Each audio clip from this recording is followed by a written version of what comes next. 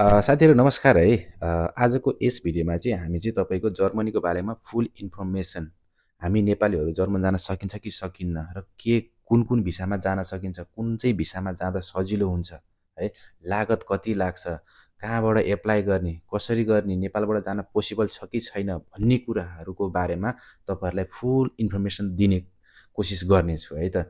तपाईँहरूलाई थाहा नै छ तपाईँको 2024मा नेपालमा जर्मनी एम्बेसी नेपालमा खोलिसकेको छ। इन्डिया जानुपर्ने छैन है। त्यहाँ तपाईँको केही सन्धिहरू पनि भएको थियो तपाईँको जर्मनी गभर्मेन्टसँग चाहिँ नेपालीहरूलाई कसरी लाने भनेर है।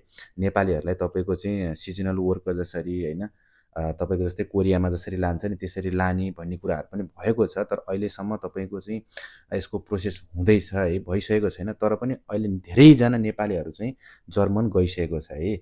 आज तपाईँहरूले गर्नुभएको मेरो लास्ट भिडियोमा गर्नुभएको कमेन्टको आधारमा तपाईँहरूले सोध्नुभएको क्युरियस तपाईँको ल्याङ्ग्वेज कति चाहिन्छ, स्टुडेन्ट भिसामा जाँदा कति हुन्छ, फुल धेरै छ है कमेन्टहरू। म सबै चाहिँ कभर गर्न सक्दिनँ होइन। तर म मेन कमेन्टहरू लिएर चाहिँ तपाईँहरूलाई चाहिँ म सबै कुराको एक्सप्लेन गर्नेछु। कुन भिसामा जाँदा कति हुन्छ र कुन वेबसाइटबाट एप्लाई गर्ने भन्ने कुराहरू र लागत कति लाग्छ भन्ने कुरो फुल डिटेल दिन्छु है। यदि तपाईँहरू मेरो च्यानलमा नयाँ हुनुहुन्छ भने तपाईँ सब्सक्राइब गर्न नभुल्नु होला है, किनकि म मेरो यसै च्यानलमा युरोप सम्बन्धी सबै फुल डिटेल, युरोप सम्बन्धी साना तथा ठुला न्युजहरू लिएर आउने गर्छु र है जबहरू पनि हाल्ने गर्छु है। र यदि नबुझेको कुराहरू केही छ भने प्लिज कमेन्ट गर्न नभुल्नु होला। मैले अहिलेसम्म सबैको कमेन्ट रिप्लाई गरेको छु, तपाईँहरूको पनि गर्नेछु है। त्यही तपाईँहरूको कमेन्टको आधारमा मैले आज यो भिडियो बनाएको छु है।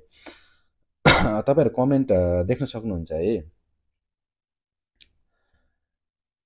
रेशमीजीले लेख्नु सर जर्मनमा जान कति लाख लाग्छ प्लिज रिप्लाई भन्नुभएको छ है।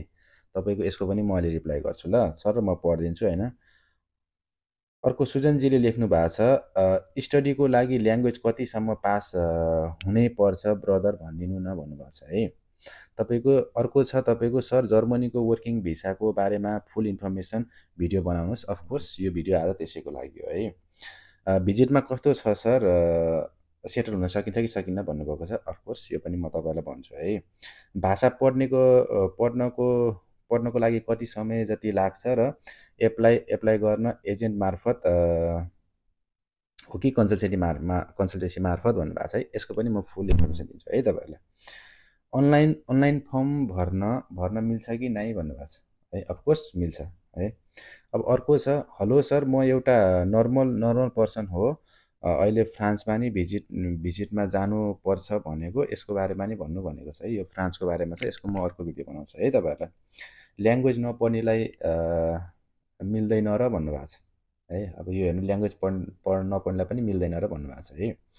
तपाईँको यो सबै अब धेरै छ है कमेन्टहरू, म तपाईँको सबै कमेन्टहरूलाई लिइनँ होइन। म अर्को नेक्स्ट भिडियो चाहिँ तपाईँहरूको कमेन्टको मात्रै म एन्सर दिने कोसिस गर्छु है।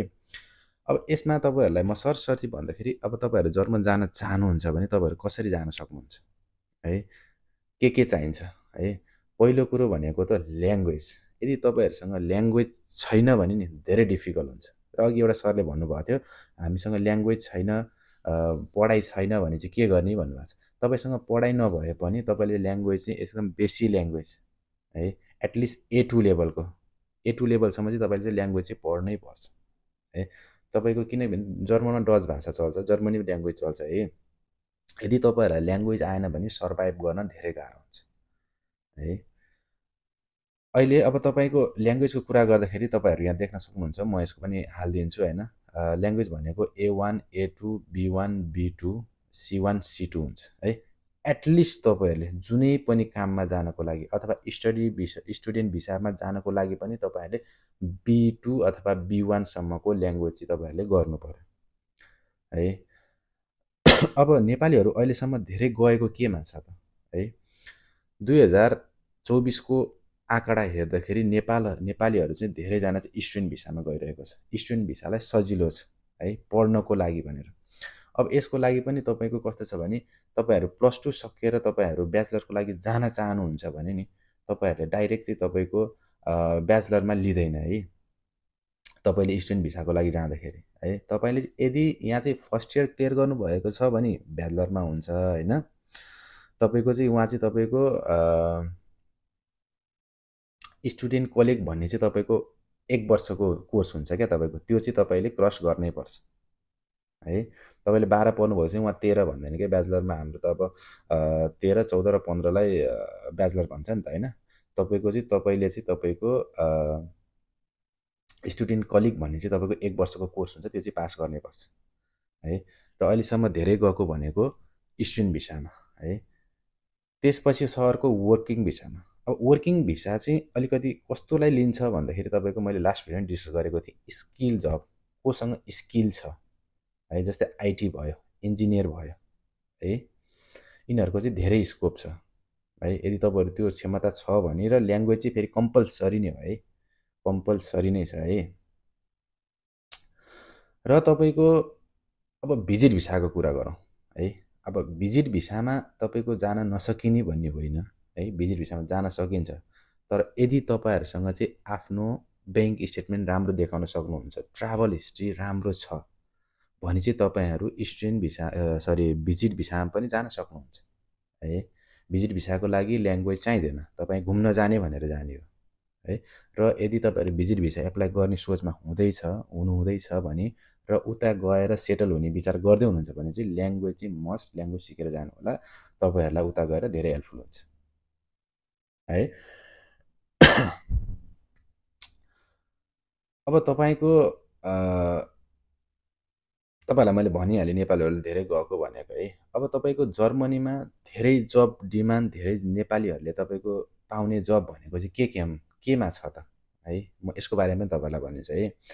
एउटा भयो रेस्टुरेन्ट वर्कर भयो, अर्को भयो कफी सपमा भयो, बारिस्तामा भयो होइन, अर्को भनेको म्याकडोनल्डमा भयो होइन, तपाईँको अर्को भनेको केएफसीमा भयो होइन। यिनीहरूमा चाहिँ तपाईँको चाहिँ धेरै जब चाहिँ नेपालीहरूले गर्ने जबहरू है। र अर्को एउटा मोस्ट इम्पोर्टेन्ट, यदि तपाईँहरू स्टुडेन्ट भिसामा जाँदै हुनुहुन्छ भने पनि, स्टुडेन्ट भिसामा गएर तपाईँहरू त काम गर्न चाहनुहुन्छ भने केही न केही स्किल सिकेर जानुहोस् है। कि बारिस्ता सिकेर जानुहोस्, कि तपाईँको सेफ सिकेर जानुहोस्, सुसी सिकेर जानुहोस् होइन, तपाईँलाई धेरै नै हेल्पफुल हुनेछ है। अनि फ्याक्ट्री वर्कर पनि है, अनि फ्याक्ट्री वर्कर पनि तपाईँको चाहिँ फ्याक्ट्रीतिर काम गर्ने, जस्तै लोडिङ अनलोडिङ काम गर्नेहरू चाहिँ धेरै मान्छेहरू मागेको हुन्छ है। र तपाईँको अब अर्को नेपाली लेडिजहरू पनि धेरै गएको छ है। अब नेपाली लेडिजहरू धेरै के काममा गएको छ तपाईँहरूलाई थाहा छ कि छैन होइन। अपुर भन्छ उता, अपुर भन्ने जबमा गएको हुन्छ। यो अपुर भनेको चाहिँ तपाईँको चाहिँ टेक केयर जब हो, जस्तै बच्चाहरू हेर्ने भयो, बुढाबुढीहरू हेर्ने भयो होइन। तपाईँको यो जबमा चाहिँ धेरै नेपाली लेडिजहरू पनि गएको छ है। तर उनीहरूले पनि ल्याङ्ग्वेज मस्ट सिकेर जानुपर्छ, ल्याङ्ग्वेज सिकेर गएको छ है। तपाईँको उहाँ लेडिजहरूको स्यालेरी भनेको चाहिँ 600 देखि 700 युरो, अथवा अहिले चाहिँ तपाईँको 800-900 युरो छ स्यालेरी, किनकि खाना बस्न सबै सकिन्छ, घरमै बस्ने हो, घरमै काम गर्ने हो होइन। त्यो भएर तपाईँको नेपालीहरूलाई यसमा चाहिँ तपाईँको कम लागत लिएर तपाईँहरू धेरै नेपाली लेडिजहरू पनि गएको छ है। अब तपाईँहरूलाई मैले एउटा कुरो जोडेँ, लागतको कुरा जोडेँ। लागत भनेको तपाईँमा डिपेन्ड पर्ने कुरा हो है। लागत कति छ भनेको हरेक कन्सल्टेन्सीको, हरेक मेन पावरको आफ्नो आफ्नै लागत हुन्छ, छुट्टा छुट्टै लागत हुन्छ है। यो भनेको तपाईँमा भर पर्छ कि तपाईँले कति तिर्ने, के गर्ने, कसरी चाहिँ तपाईँले कन्सल्टेट गरिरहनु भएको छ भन्ने कुरा हो है। र अर्को कुरो, ल्याङ्ग्वेज सिकेर कहाँबाट एप्लाई गर्ने भन्ने हुन्छ है भनेर कमेन्ट आइरहेको छ नि। तपाईँको चाहिँ ल्याङ्ग्वेज जहाँ सिक्नुभएको छ स्टुडेन्ट भिसाको लागि उहाँहरूले नै एप्लाई गरिदिनुहुन्छ है। र वर्किङ भिसाको लागि चाहिँ उहाँहरूले गर्नु भएन भने तपाईँहरूले अरू कन्सल्टेन्सी र अनलाइन मार्फत फर्म भर्नुपर्ने हुन्छ है। आजको यस भिडियो लामो भयो होइन। तपाईँहरूको केही कमेन्ट छ भने, केही जिज्ञासा छ भने कमेन्ट गरेर नभुल्नु होला है। किनकि म तपाईँलाई अर्को एप्लाई गर्ने लिङ्क चाहिँ तपाईँको अर्को मसँग 2टा अलरेडी वेबसाइट भेटिसकेको छु। अर्को म 1-2टा वेबसाइट खोजेर चाहिँ म तपाईँहरूलाई अर्को मेरो नेक्स्ट भिडियो चाहिँ अनलाइनबाट कसरी एप्लाई गर्ने भन्ने चाहिँ म तपाईँहरूलाई सिकाउँछु है त। र कसलाई नेक्स्ट भिडियो चाहिएको छ प्लिज कमेन्ट गरेर नभुल्नु होला है। र नबुझेको कुराहरू छ भने पनि कमेन्ट गर्नु होला है। यदि भिडियोलाई मन पर्यो, इन्फर्मेटिभ लाग्यो भने एक लाइक गर्न नभुल्नु होला है त। जय नेपाल।